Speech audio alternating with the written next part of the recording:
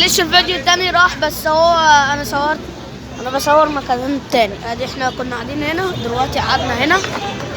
ادي المكان بقى اهو بقى. ايوه كده ممتاز. اوريكم بقى البحر، وادي مفيش بقى زحمه ولا حاجه.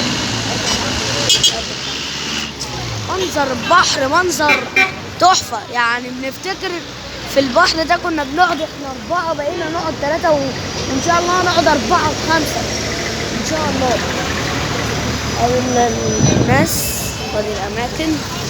معلش تخطي الفيديو. ادي الاكل، ادي الحاجات، ادي المشويات، ادي العيش، ادي المناظر، ادي كده مكان كبدة الفلاح. ادخل اصور لكم من جوه. ادي المكان من جوه.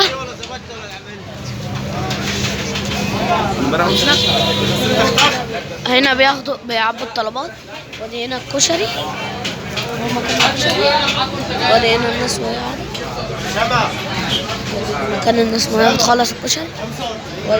وادي مكان الجيلاتي اللي احنا ناكل منها ان شاء الله. وادي البحر.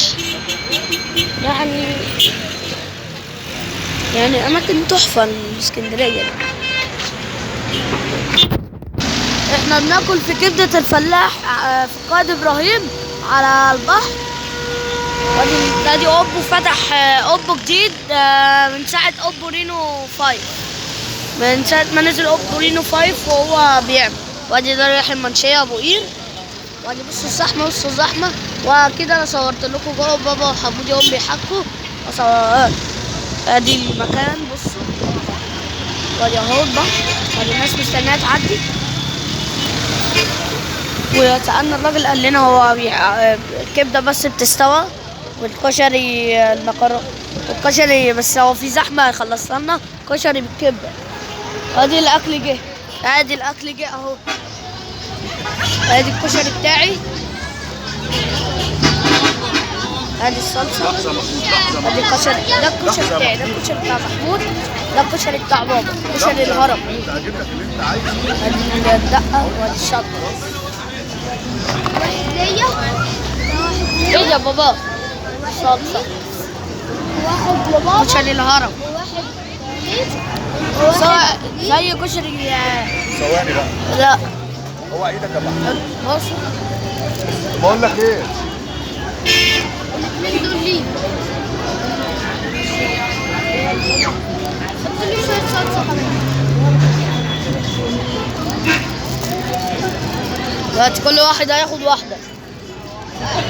وانا يا بابا انا ما عنديش صلصة ودي صلصة. ودي انا حطيت الدقة وحطيت حبة شطة. بص انا هحط شطة انا كمان. حامية قوي يا محمود.